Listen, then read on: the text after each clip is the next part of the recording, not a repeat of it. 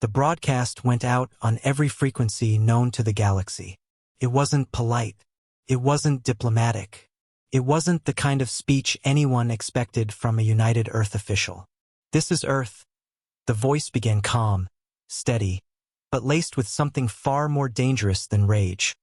"Restraint. You have crossed the line for the last time. Stop attacking, or we stop pretending to be civilized." The holonet froze across star systems. Alien ambassadors stared at the transmission, jaws slack, tendrils twitching. For centuries, the galaxy had considered humanity eccentric, clever, tenacious, but harmless at least compared to true warrior races like the Vorkal or the Threx Dominion. That illusion ended the moment the XYRRH collective hit Geneva. The attack was precise and unprovoked. No declaration of war, no warning. A single tungsten rod from orbit obliterated an entire city. 3 million dead. Another 2 million dying from the shockwave and fires. The XYRRH claimed it was a necessary punitive measure for Earth's refusal to surrender a mining colony on Vesper 9. They expected Earth to negotiate. They expected the same drawn-out diplomatic groveling humanity had used to survive the last 100 years among hostile powers. But this time, the diplomats didn't speak first. General Adrian Cross, Supreme Commander of the Terran Defense Network, stepped into the chamber at the United Galactic Council before the XYRRH ambassador could even open his mouth. He didn't bow. He didn't greet anyone. He dropped a single hard-case data drive on the central table.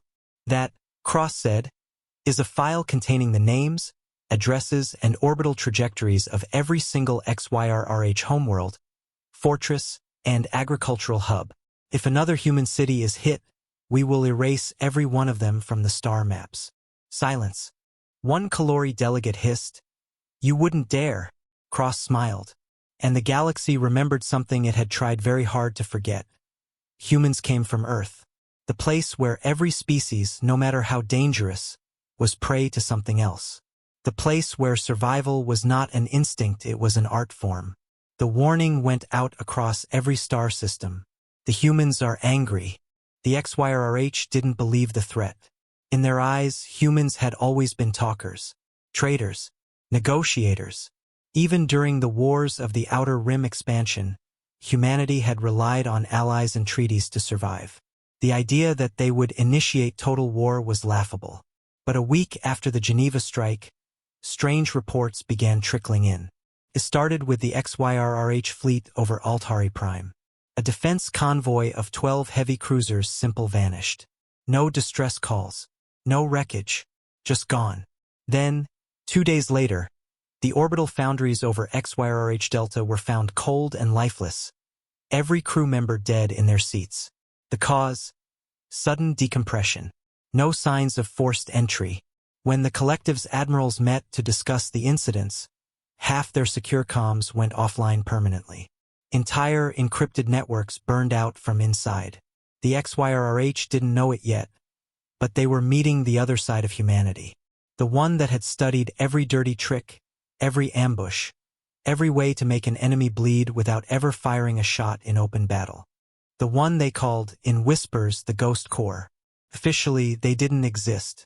Off the record, they were the best infiltration specialists Earth had. Soldiers trained to vanish in vacuum for days, slip past scanners, and dismantle fleets piece by piece. They were ghosts in the dark, silent, relentless, and most terrifyingly patient. By the second week, the collective's military factories weren't producing ships. Not because they had been destroyed, but because no one would show up for work.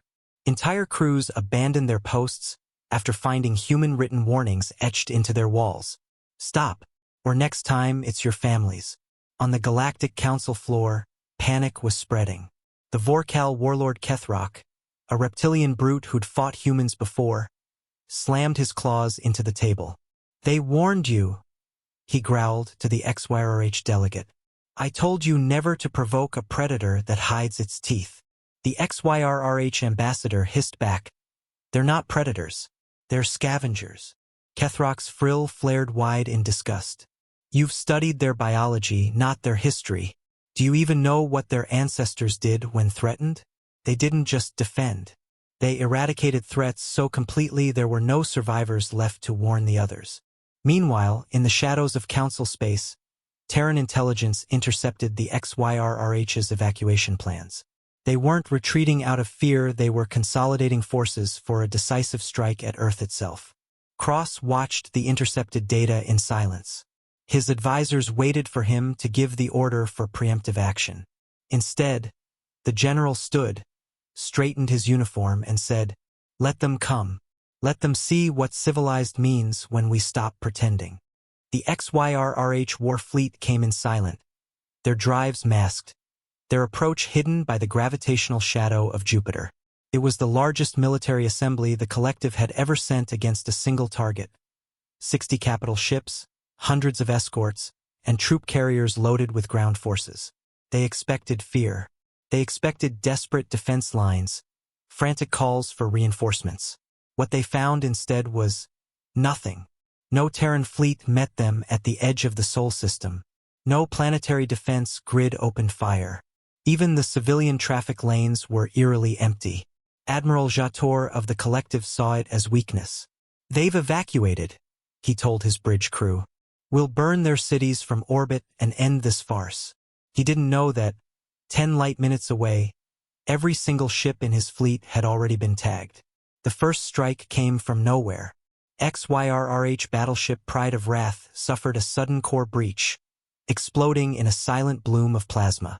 Moments later, another cruiser's targeting systems fried, sending it spinning helplessly into the gravity well of Jupiter. Then the mines woke up. They weren't conventional mines, these were hunter-killers. Autonomous drones designed to clamp onto enemy hulls, ride along unnoticed, and then detonate deep within the armor plating. The XYRRH hadn't seen them because they weren't in space, they'd been buried in the asteroid belt for years, waiting for activation. In 20 minutes, the XYRRH fleet had lost a quarter of its strength without firing a single shot at Earth. But the real horror began when the humans spoke. A broadband transmission hit every XYRRH ship at once. General Cross's voice, calm and measured, filled their comms. "Welcome to Sol. You came to make war. Now you will learn what war means to us." And then nothing. No demands. No negotiations. Just the cold silence of a predator watching its prey panic. The XYRRH tried to regroup, but every maneuver they attempted had already been anticipated. Drone swarms herded them toward a narrow corridor between Mars and its moon, Phobos.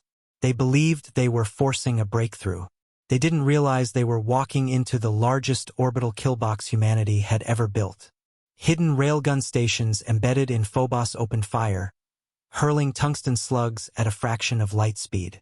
Each impact vaporized armor, split hulls, and sent shockwaves through the fleet. By the time the survivors broke free, half the XYRH armada was gone. The rest fled toward deep space, not knowing the humans weren't finished yet. On Earth, Cross watched the retreat on a massive holographic display. One of his aides asked, "Should we pursue?" Cross didn't even glance at her. "They're running home," he said. "Good. That's exactly where we want them." 3 days after the Battle of Sol, the XYRRH Collective's War Council convened on their fortress world, XYRRH Prime. The survivors of the fleet staggered in with their reports half incoherent, riddled with contradictions. Some claimed invisible weapons had gutted their ships. Others swore humans were already inside their systems before the battle even began. The High Command dismissed most of it as battlefield hysteria. Then the lights went out. Not in the War Council chamber across the planet. Entire power grids collapsed in perfect synchrony, plunging cities into darkness. Automated defense systems froze. Civilian comms went dead. Before the XYRH could react, every planetary broadcast channel lit up with the image of a human in combat blacks, face shadowed, voice distorted. "You were warned. You chose to ignore us. This is the end of civilization as you define it." The transmission cut, and the sky began to fall. Terran strike groups didn't arrive in massive fleets. They came in fast, small, and invisible. Stealth corvettes slipped past orbital defenses that didn't even register them. Dropships dove straight into city centers, disgorging teams that weren't there to occupy or negotiate, They were there to dismantle everything that kept the XYRH functioning as a society. Data vaults wiped. Military R&D facilities reduced to molten slag. Food distribution hubs disabled without destroying the crops, ensuring panic spread faster than famine. Humanity didn't just target soldiers. They targeted confidence. In less than 48 hours, the collective's tightly controlled propaganda network was broadcasting human-made messages on a loop, images of destroyed fleets, terrified XYRH civilians fleeing burning cities, and a single, unchanging statement at the bottom of every screen. Stop attacking or we stop pretending to be civilized. The XYRH military tried to mount a counteroffensive, but every staging ground they chose was already compromised. Supply ships detonated on launch. Weapons caches were found emptied only for human sniper teams to use those same weapons minutes later against XYRH troops. The Vorkal warlord Kethrock, watching from the Galactic Council, said it aloud before anyone else dared. They are doing to the collective what they once did to each other. He was right. Humanity's history was a blueprint for total, uncompromising warfare. And now, for the first time in centuries, they were using it without restraint. By the end of the second week, XYRH Prime's ruling caste sent an encrypted plea for peace. It never reached Earth. Cross intercepted the transmission himself. He read it, considered it, and deleted it. They haven't learned yet, he said. We'll stop when the galaxy understands that civilized is just us being polite. The Galactic Council chamber had never been so silent. Delegates from 100 worlds sat in rigid stillness, watching real-time holofeeds of the XYRH homeworld burning. Entire districts glowed molten under precision orbital strikes. Not random destruction, surgical, deliberate. Humanity wasn't erasing the planet. They were dismantling it piece by piece. When the images ended, Council Speaker Ral Tuven, a translucent-shelled Lethari, turned toward the Terran delegation. Ambassador Juno Hark stood alone at her podium, hands clasped behind her back. This council demands an explanation, Ral Tuven said, his voice cracking under the strain. What you are doing to the XYRH violates every civilized law? Hark cut in. She leaned forward, her voice cold as the void. The XYRH broke those laws when they turned Geneva into glass. We simply stopped pretending those laws protect anyone. Murmurs spread through the chamber. A Threx envoy, armored in iridescent plates, hissed. And if the council declares sanctions? If we decide you are a threat? Hark's gaze swept the room. Then you'd better hope your cities are more defensible than theirs. The Vorkal warlord Kethrock laughed a deep, guttural sound that rattled the translation mics. Careful, he told the Threx envoy. They warned you once. That's all you get. Behind the council walls, intelligence reports painted a clearer, more terrifying picture. Human fleets were on the move not toward the XYRH alone, but toward unknown destinations. Supply convoys were rerouted. Mining outposts went dark. Civilian traffic in Terran space ceased almost entirely. The pattern was unmistakable to any species with a history of predation. They were preparing for the possibility of more targets. It wasn't paranoia. It was deterrence. The message was already spreading across the galaxy.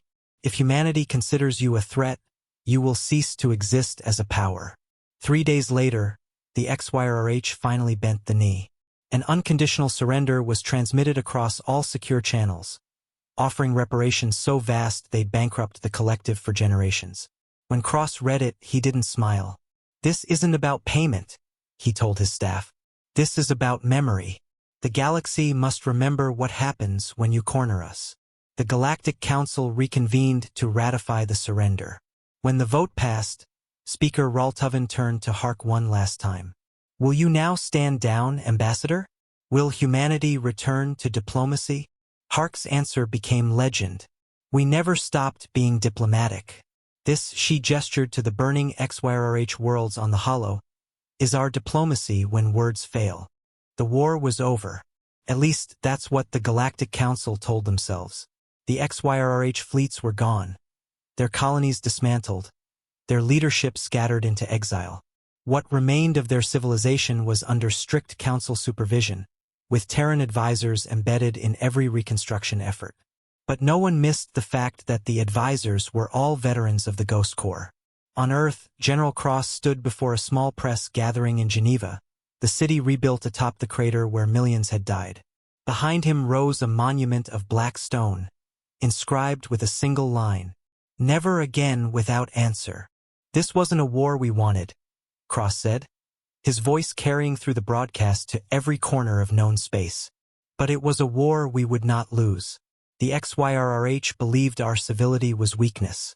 They mistook patience for fear. They learned the truth too late." He paused, letting the silence hang before delivering the words that would be remembered for centuries. "We are human. We build, we trade, we dream, but if you strike at us, if you kill our people, we will stop pretending to be civilized. And when that happens, you won't just lose your armies. You'll lose everything that makes your civilization possible." The speech became the official end of the conflict, but the real warning came in the weeks that followed.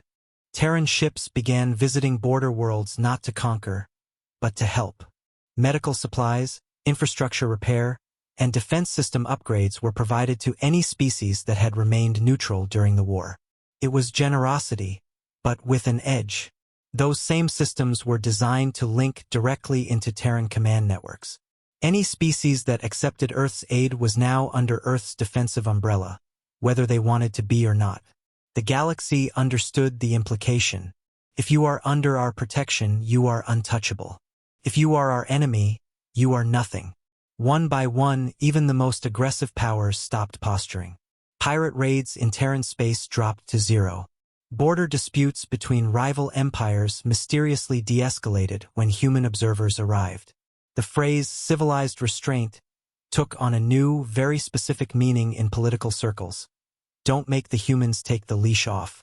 Years later, a junior diplomat from a minor star nation asked Ambassador Hark if the rumors were true that humanity kept contingency plans for every known species in the galaxy.